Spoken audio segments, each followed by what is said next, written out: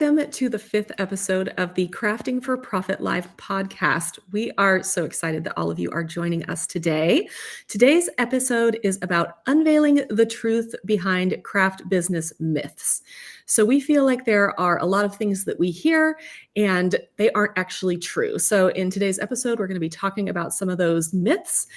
And if you have any questions and you're watching this live, please feel free to leave those in the comments. We would be happy to answer anything that is on topic. If it's off topic, you can leave it there, but we also have a form down in the description where you can leave us questions that we can answer on a later episode.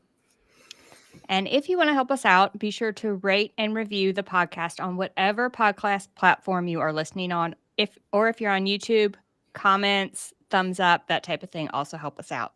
And then if you have crafty friends that also want to start or grow their handmade business, be sure to share this episode or the podcast with them.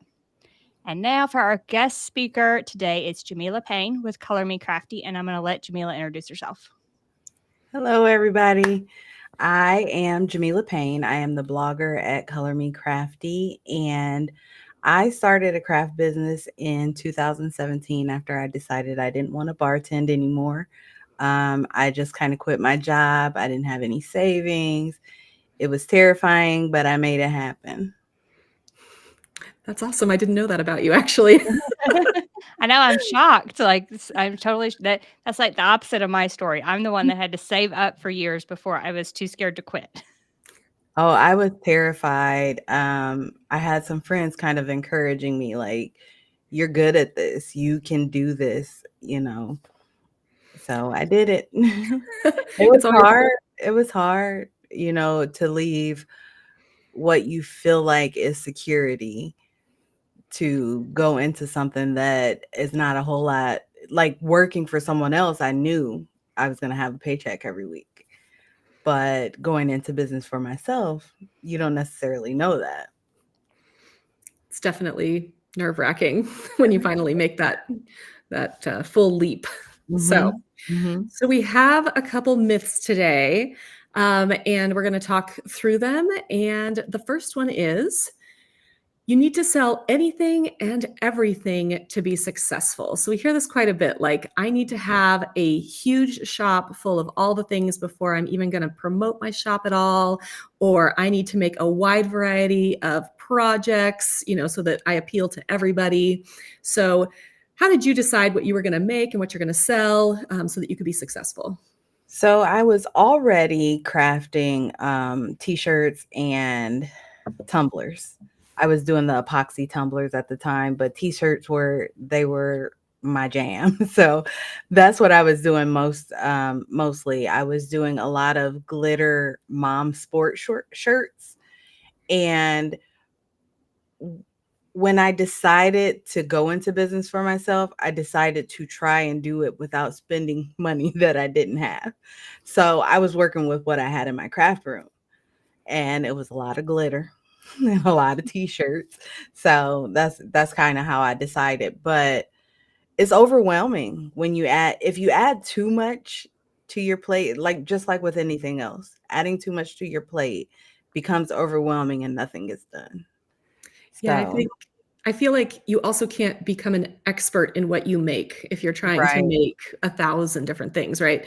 But if you're making just t-shirts, especially if you're using one single type of, iron-on or whatever you're using, you can really bust through those shirts and you know that each one's going to be perfect versus having to relearn, what you're doing every single time. Yeah. I like that your niche was almost like glitter shirts when you started. Like, that's the best niche ever. It was the Caesar glitter, to be exact. I am still obsessed, but the rainbow white, I did a lot with rainbow white glitter. Okay, so what do we want to move on to myth number? Okay, I did want to mention that, like, Corey and I always talk about that niching down is like very important, especially for a handmade business. Like, because if you're only selling shirts, you can become an expert at shirts, but also your shop doesn't become overwhelming. We talked a little bit about becoming overwhelmed yourself with making so many things, but it can also be overwhelming to whoever's shopping. So if you niche down to that shirts, loving the glitter, you're targeting that glitter loving mom. And I think that's really important, especially when you're starting out. Yeah. And just starting out, you don't want too many things either, because if you're like me and starting out with $0, then you have to get all these different supplies to complete these orders. Yeah, I almost feel like even like an online shop, if you just have 5 listings, 10 listings, you can start selling. Like, I don't think you have Mhm. to have, I feel like people wait until they have 100 different things to sell and then they get overwhelmed trying to make the listings for 100 different things. Yeah. And That's then a not really to good point. mention orders for 100 different things coming in at one time. Like, it's easy to create an assembly line if your products are consistent. I think it's That's So also I think it's also easy to store supplies when yeah, you're just making one thing. So yeah, if you're making 10 different types of things, you have supplies for 10 different types of projects. And then you're trying to store all of those in whatever craft space you have. But if you're working, say you're making t-shirts, you have storage for your t-shirts, you've got storage for your vinyl, you've got your Cricut, you got your heat press or whatever you've got, and you're good to go without yeah, having a whole bunch of wood signs or laser cutters or like all this yeah. other stuff. And vinyl makes a whole lot of trash too. So That's so true. And you can also buy in bulk. That's another thing yeah, too. When you're trying to just sell one thing, it really makes it easier to be like, okay, I know that I'm going to go through this rainbow white glitter yeah. Caesar vinyl. I can buy it, in a much larger quantity and maybe And save that's what some money. that was another thing that I did. I always bought like the 5-yard rolls as opposed to what I needed for that order. So I might take, an order and take everything that I made from that order and put it back into buying in bulk. And then the next order, I already have everything I need. So it's all profit.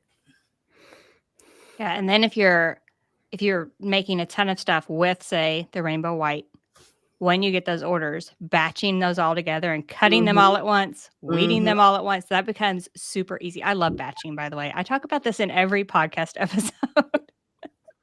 Yeah. All right, are we ready for myth number 2? All Yeah. right, so myth number 2 is you need a ton of money to start a craft business. And I feel like Jamila hit on this a little bit, that she I did. started her craft business when she had 0 money. So, Jamila, your best advice for, oh, sorry. What was the scariest part of getting started with no money? Well, for me, quitting my job, making the decision that I was going to invest in myself and stop lining someone else's pockets. That was the scariest part. And the fact that I didn't have anything saved. Like, and at the time I had 3 kids at home. Well, still had 3 kids at home, but I had 2 teenagers and an elementary schooler. And, it's terrifying. And I was a single mom. So not having any money and not having the security of knowing, okay, I work these hours this week, so next week I know this is what my paycheck is going to look like. That was the scariest part. That's got to be really scary because I mean, when I went full time on my business, I had my husband to fall back on to Mhm. like, Yeah, I I knew have that that. he was bringing in a paycheck and I was nervous even with that. So I can't Yeah, imagine just I was walking out on faith. you took some guts. I was like, well, if it doesn't work out, I can always go and get another job, serving or bartending or whatever. I But it think that's worked a out. good And here point. we are. What is it? 7 years later? I think it's a really good point too. I think sometimes we see things as being final or, but the fact that you had a skill that you could Mhm, easily, if things didn't work out, that you could easily go back and find another job or find a part-time job. mhm. That's something to think about too. Like, are you, if this doesn't work out, are you going to be able to still stay on your feet? I Right, think that's something to consider before maybe making the leap into full-time crafting. right. And so you touched on this a little bit, but starting a craft business with no money, I'm assuming you had to like make or use the machines you already had. So you had to Yeah. make things with things you already had, I guess. Mhm. I've always been a crafter and a hustler. Like I always, had a little side hustle, and it was already my side hustle. So I just went, you know, full force into it. Another thing that I did not do is I did not take deposits, and you could not pay me after I completed the project, because custom orders, you can't resell them. Like I can't take this high school sport mom shirt with your kid's last name on the back and sell it to the next person. Like, it's too final. So we need to finalize payment up front. That's hard to do, I think, for some people when they're first starting out. It really is. And my advice is that's not your customer. If they're not okay with paying you for your skill up front, that isn't your customer. If they want to haggle with your prices, that's not your customer. Because, you aren't a Walmart or, this huge factory who has machines, and you know what I'm saying? Like, it handmade crafts are a lot more personal. So So did you start like selling online to family and friends? Like, what's your advice there? I actually started with my profile page, and I have a ton of people. I think I have, like, at the time I probably had 2,500 friends on my personal page, and I was just sharing what I was making. Like, I think I made something for myself. I shared it, and somebody's like, "Hey, can you do this?" Yeah, I can do that. And it was a lot of word of mouth. And then I branched off into the garage sale groups, the marketplace. It wasn't marketplace then. There wasn't a marketplace. But I started sharing in the garage sale groups, and I was getting orders that way. And I did turn down a lot of business because, if I'm going to make this work, I got to make money. And I can't be wasting my time on somebody who doesn't want to pay what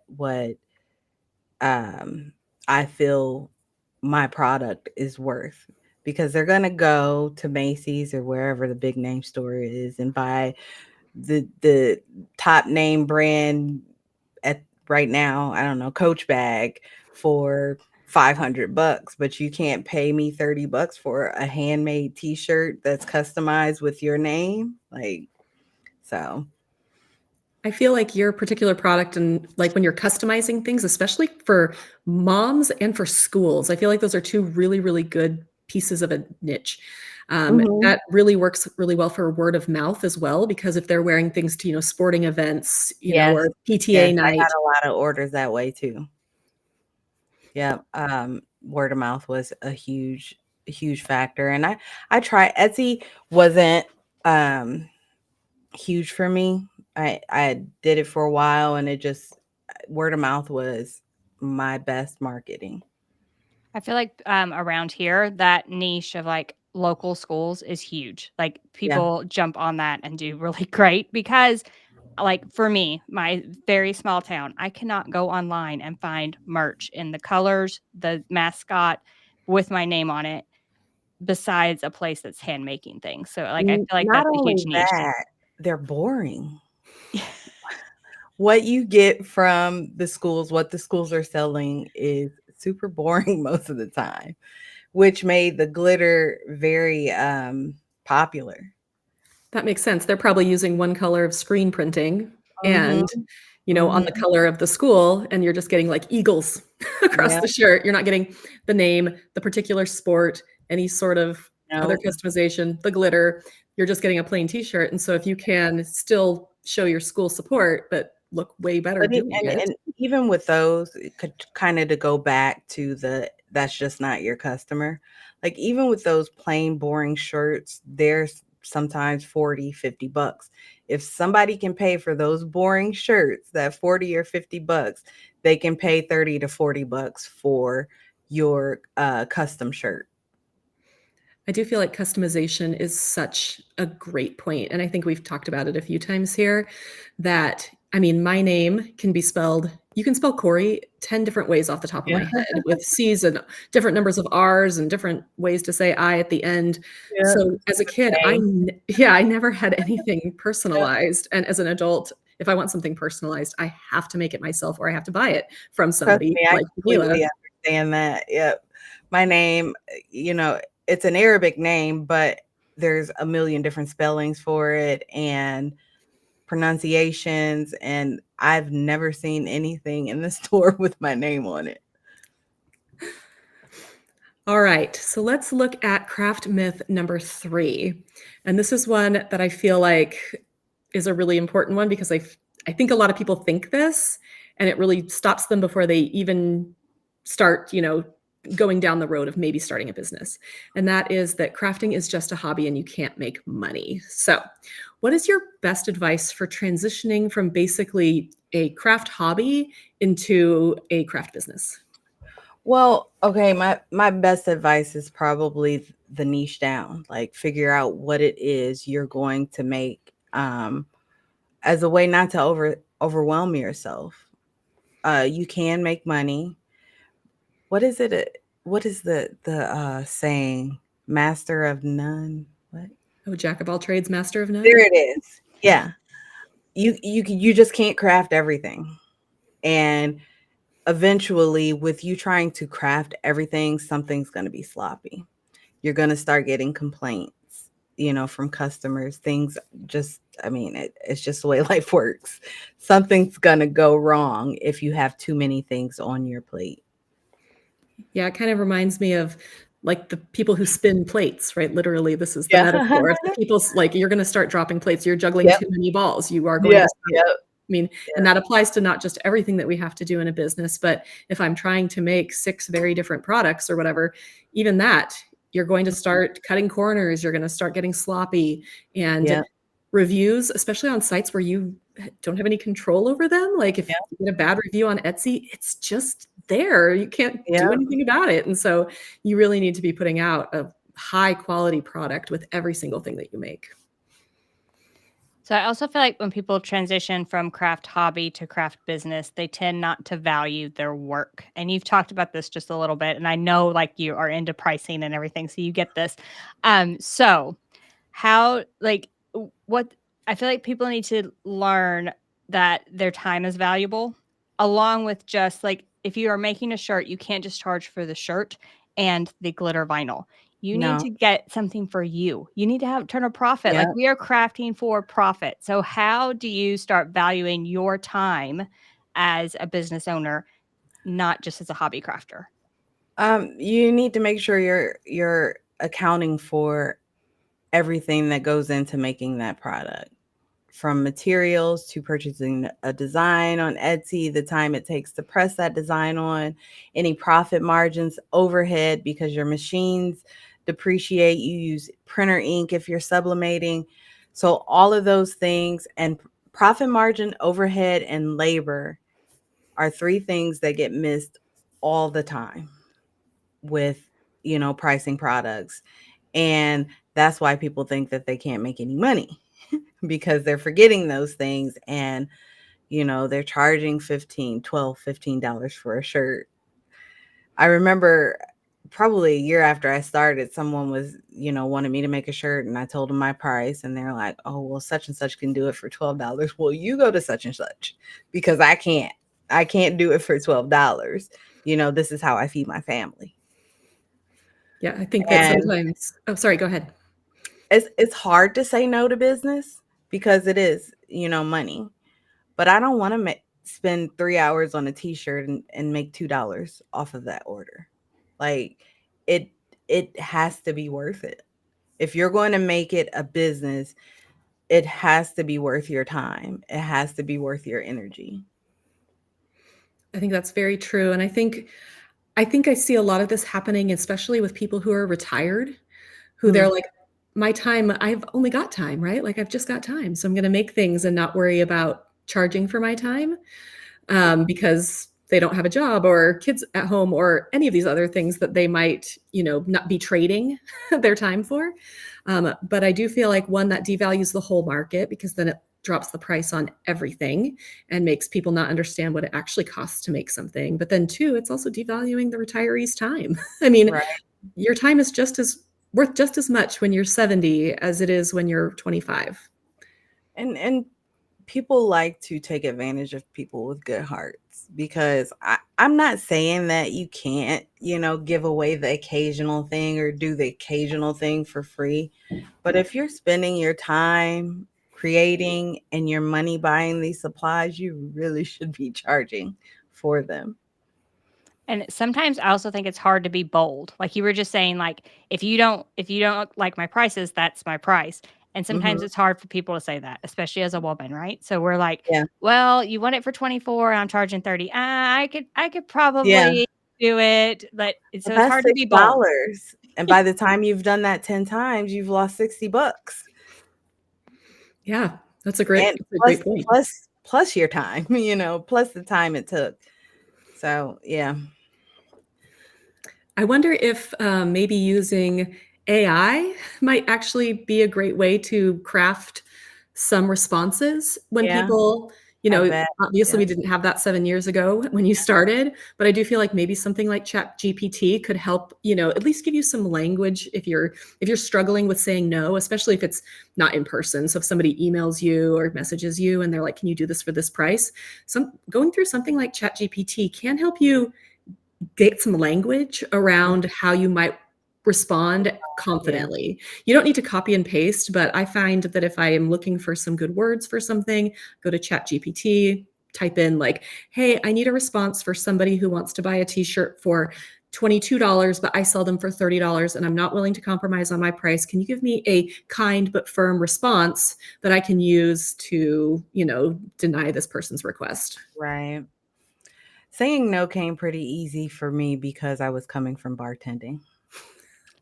And I heard a lot of times, well, I don't know if you're being a jerk or if you're being sarcastic or what.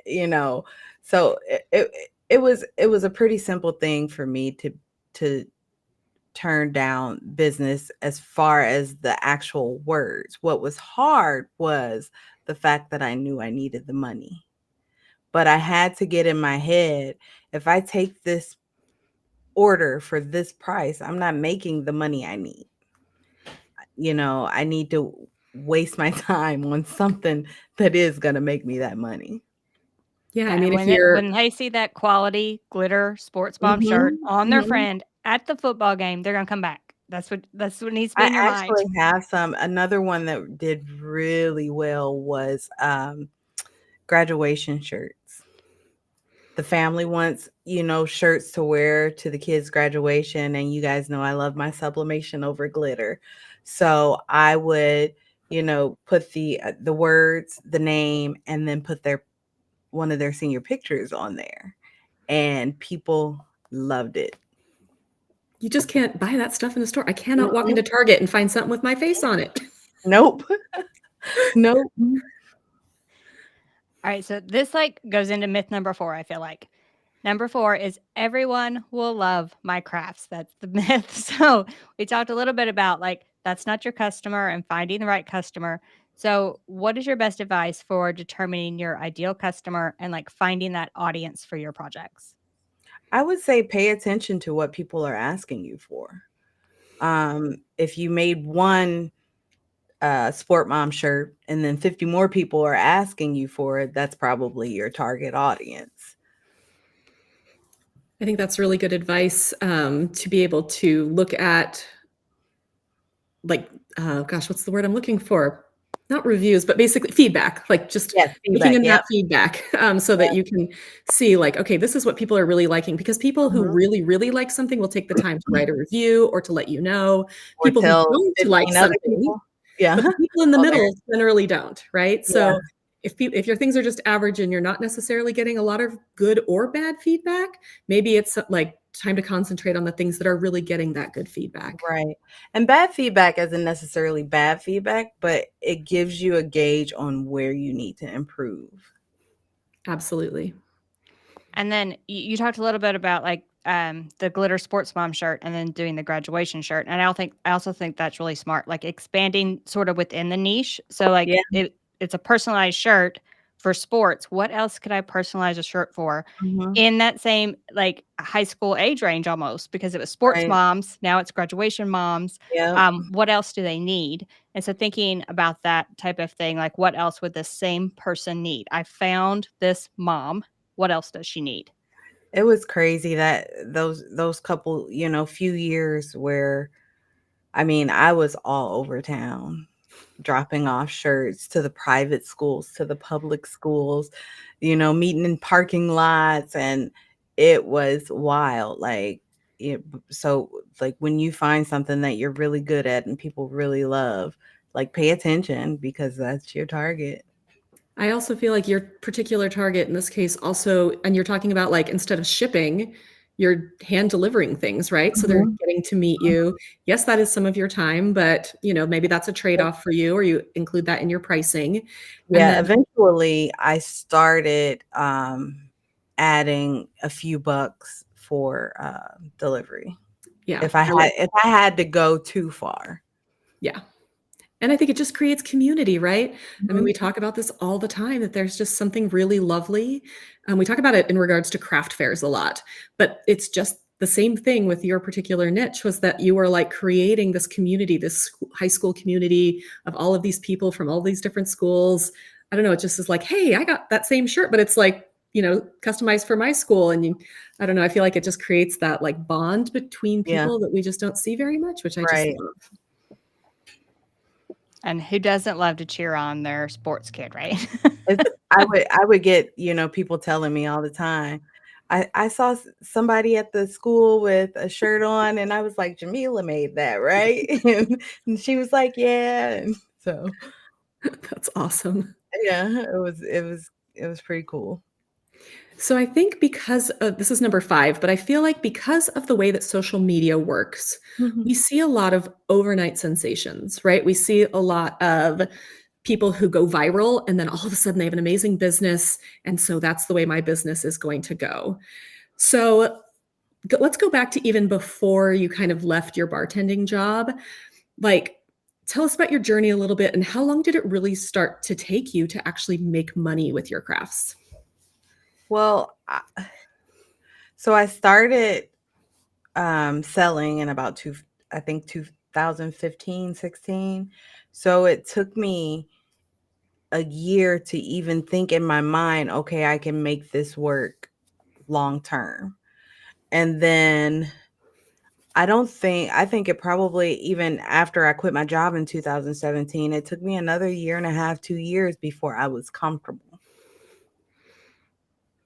So when did you start crafting? I also want to know that. Like, did you craft from a childhood or did you start crafting later When in I life? was 6. So I didn't meet my dad until I was 6. And the same day I met my dad, I met my grandmother. And she taught me how to make friendship bracelets. And from that day on, like the rest is history. I've had, I bought my first Cricut, I want to say, in, I was probably pregnant still. So maybe 2009. I had the little small one with the cartridges. I can't remember what it was called, but the very first one, and I was scrapbooking then. So I've always crafted. In high school, I made the little seed bead necklaces with the names on them, and I sold them for $1. So crafts always been my thing. I So you feel were like we selling personalized products in high school. Yep, yep. I think I that is needed a that a la consistent theme. carte. I think it's a consistent theme that like our guests and both Angie and I don't know, we've always been just makers. Yeah. And it's just one of those things that like it just continues with you and you get bit by that bug sometimes and it just does Mhm. not go away. Nope.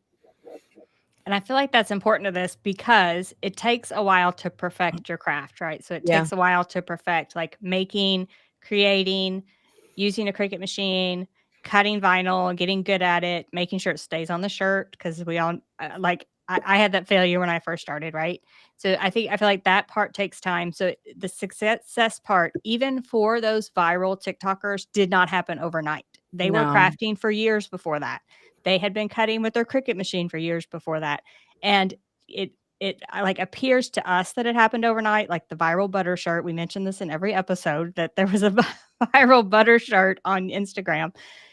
But she was probably perfecting her craft and designing crafts for years. And then that shirt hit and she had success. So Yeah. She was actually a cookie decorator. And then she Mhm. started making a bakery themed shirts. So I mean, I think that it's finding that niche, perfecting it, and just and finding that unique way to make a difference, when in just a sea of things that look the same.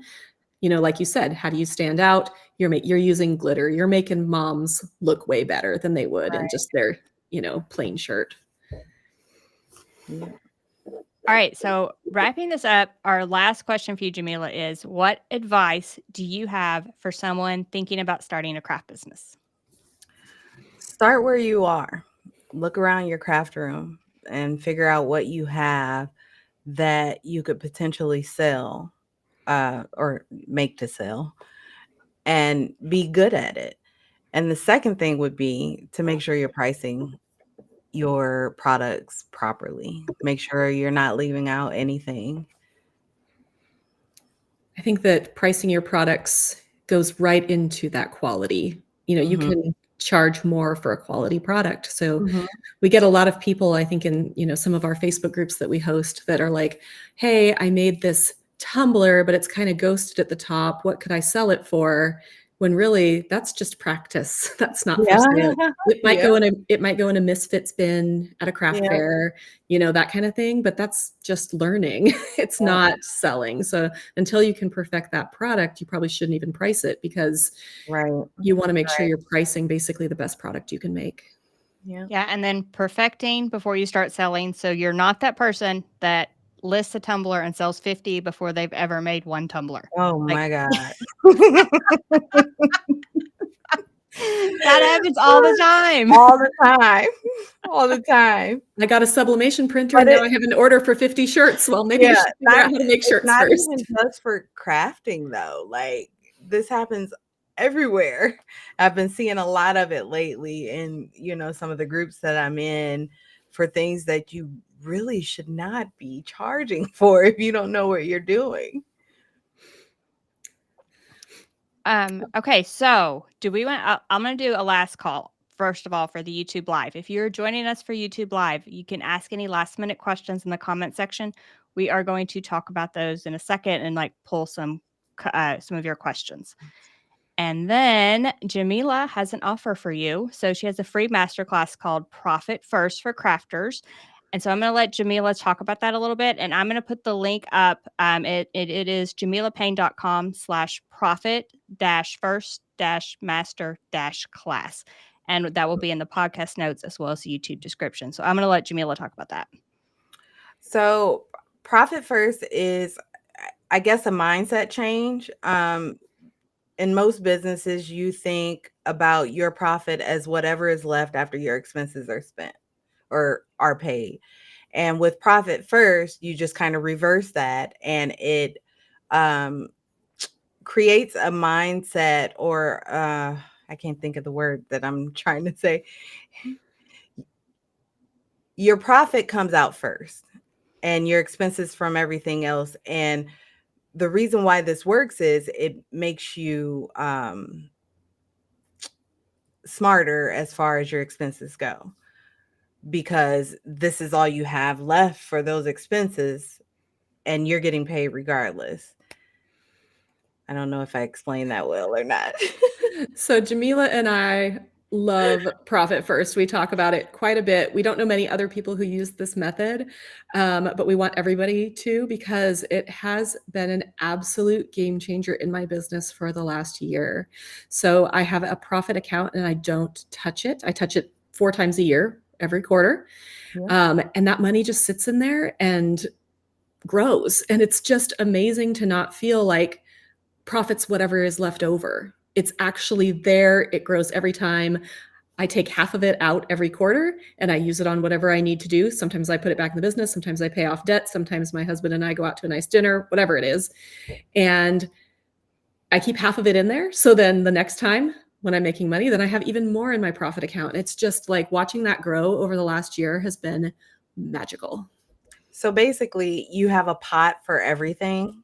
There's a pot for your expenses, a pot for your profit, a pot for your pay. a pot for however you want to separate it. And nothing comes out of the wrong pot. So you can kind of see where everything is going, and it makes you make smarter decisions as far as your small business finances. That's what I was trying to get at before. It's also really good because so I have a pot for payroll because I have staff. I have a pot for taxes because I have to Yep. pay taxes. And I don't touch those unless they're going to the things they're going to.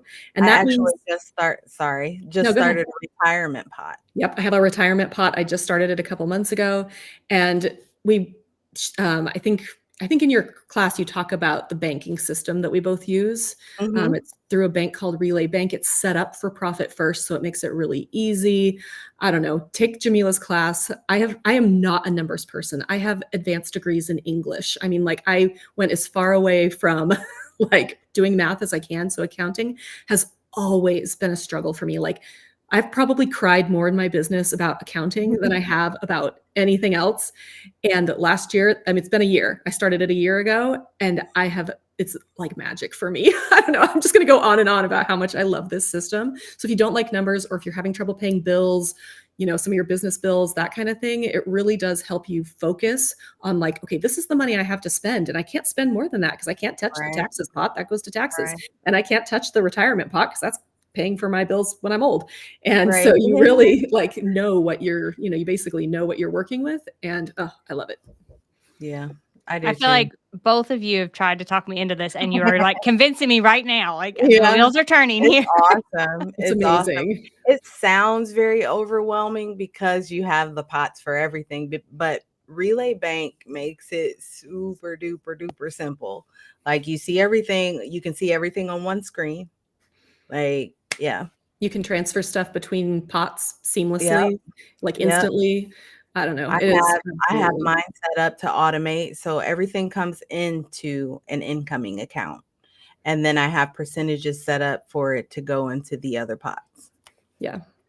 Yep. Twice a month, it just goes boop, boop, boop, boop, boop into all of its little pots, like by percentage without me having to do anything. Yep. It's amazing. Keep It clicking is. that QR code, guys, because I'm like so Yes. So obsessed. if you're watching on YouTube, I put a QR code up, and I can never get the point right, but up here somewhere there's going to be a QR code, and you can scan that, and it's a free masterclass. So jump in, learn all of Jamela's secrets, and decide if it's right for you. All right, so I I'm do going to have start oh, go ahead. I have something else if you guys are okay with me mentioning it. Oh, go ahead. So, Small Business Bestie is now in the App Store. It is a mobile app, and you can get it on iOS or Android. And it's what Small Business Bestie is it's a pricing app and inventory tracking. So you can track all of your inventory inside the app, and you can price out all of your products inside the app.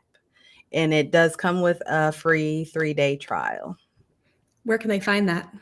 In the Apple App Store. It's only for mobile right now for phones. So in the Apple App Store or Google Play. Okay. And it's called Small Business Bestie. And I think Crystal and Yep. Jen might both be on here if you want to type that in the comment section, and we can alter the YouTube description after this. Sorry. No problem. Okay. So I'm going to start pulling a few of the questions. We had several questions about how do you decide what type of craft products to sell? Like what's your method for that? So any advice on deciding what type of crafts to sell? Just what you're the master, like what you're good at, what people are asking you for. Your customers are going to tell you what you're good at. Like if you have 100 people asking you for glitter t-shirts and nobody asking you for these tumblers you're pushing, then the t-shirts are your thing. I always tell people what you're passionate about and what you can also make a lot of if you get popular. So those are the two criteria I always say. Yeah.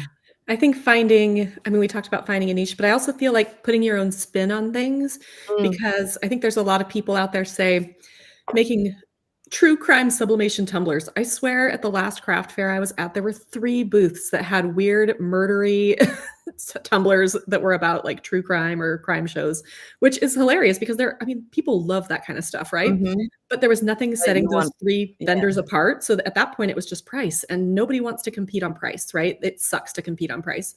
So finding a way to add value or to do your own designs or whatever it is, find a way to put your own spin on something so that you're not just directly competing only on price with the people around you.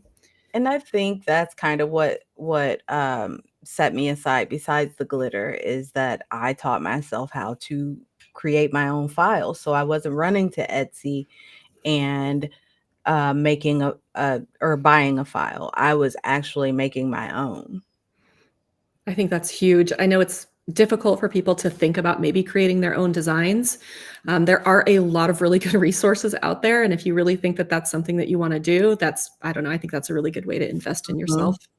And it's a great way to set yourself aside because you're using what's up here. You might see something for inspiration, but at the end of the day, it's a design that you created, based on your ideas and your thoughts or whatever. And I think you can also start your like thought process with that ideal customer. So that Mhm. sports mom, the high school mom, okay, she wants shirts to wear to her kid's sports thing that are personalized. She wants graduation shirts. Like just start with her and think about her, give her a name. How much income Mhm. does she have? Think about her every time. What else does she need that I can add to my shop that this particular person would want? And I feel like that's a good way Right. to niche down and also help your thought process a little bit. Yeah.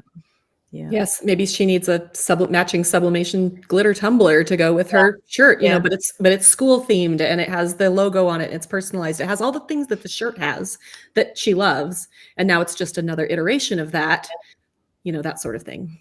Yeah, and now it needs to be a 40-ounce tumbler in 2024. Go ahead Yeah. and show it, Corey. There you go. If I you're on have my YouTube. 40-ounce tumbler right next to me. All right, next question. How important is or was branding your business to your success? So I don't think I ever really everything was just me. I didn't have a name for my t-shirt business. It was just me. I was Jamela Porter at the time.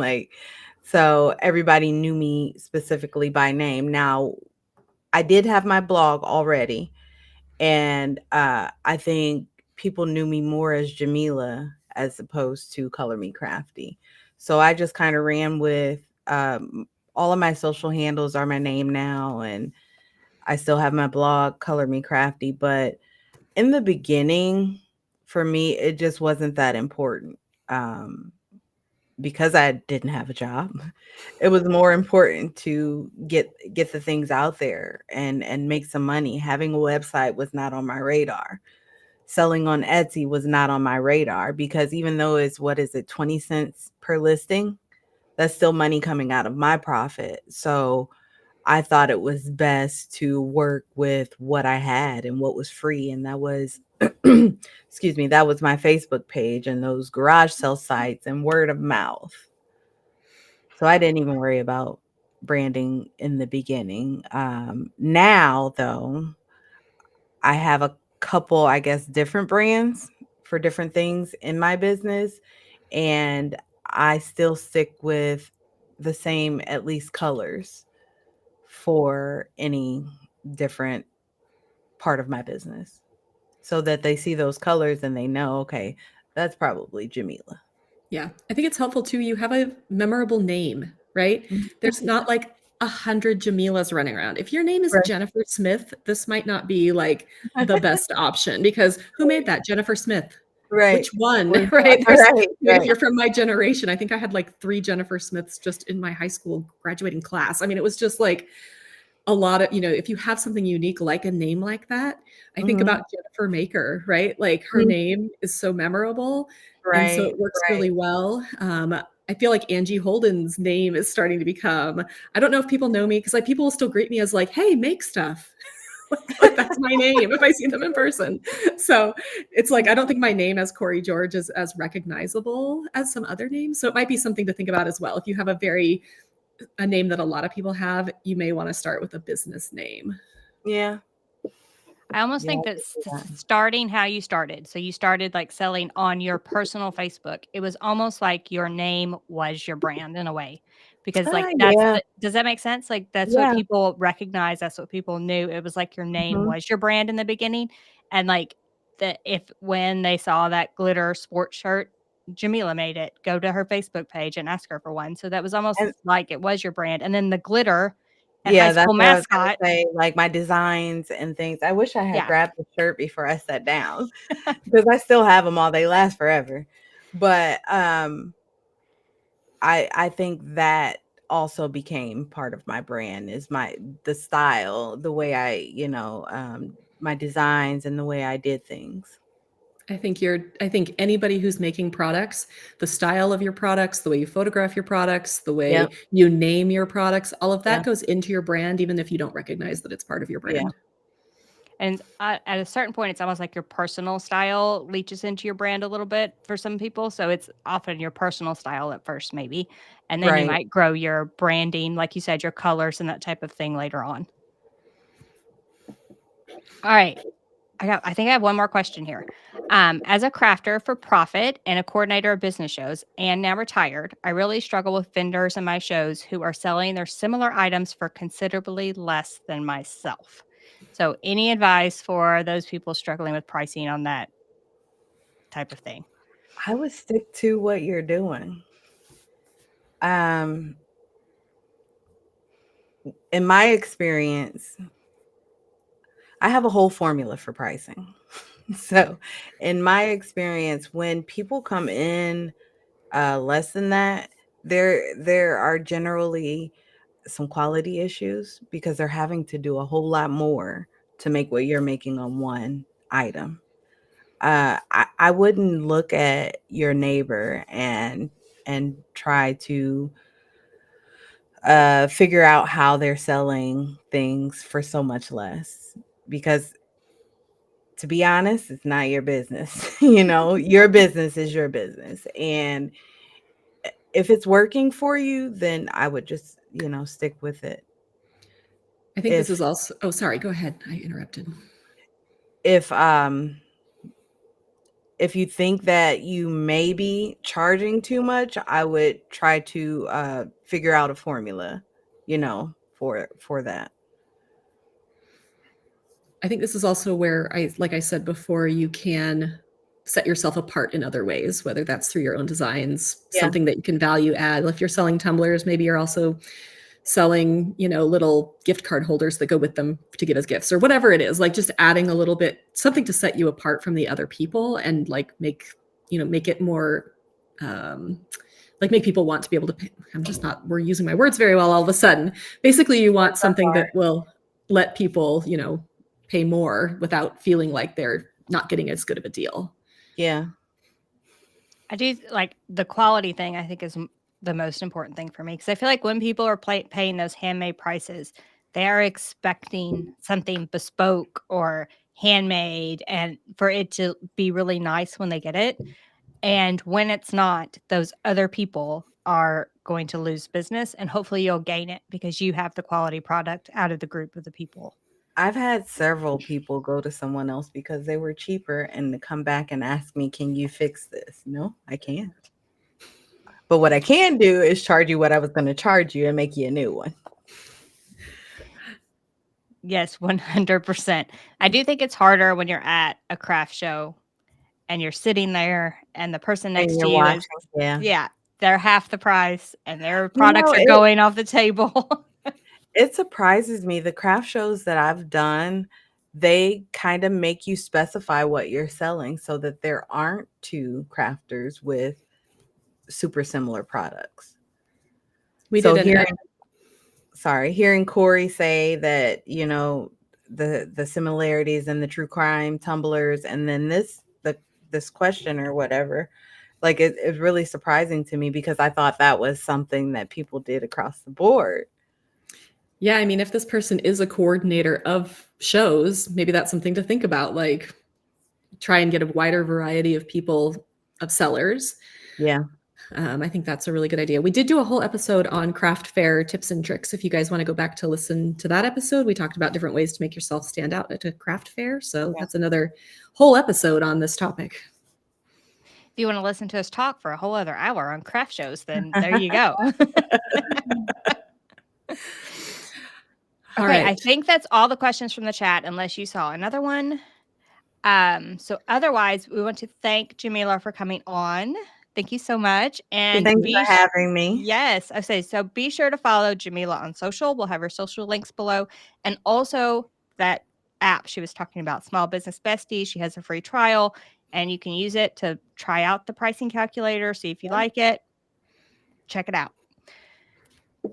All right. So next time in 2 weeks, we are doing an episode specifically on one type of craft. So this will be kind of our first episode where we're talking about a specific craft, and we are talking about making money with sublimation. So Angie and I are both sublimation crafters. So is Jamela.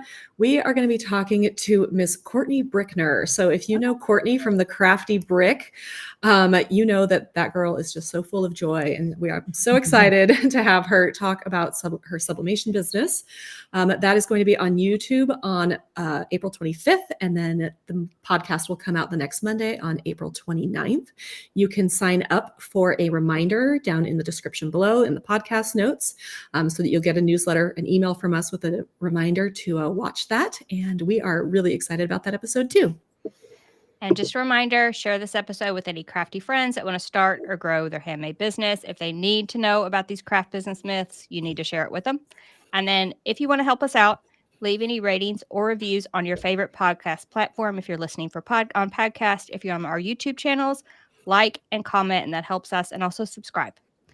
Both of those are vital to our success, and we really, really appreciate it. So for now, we will see you in 2 weeks for Making Money with Sublimation. See y'all in 2 weeks.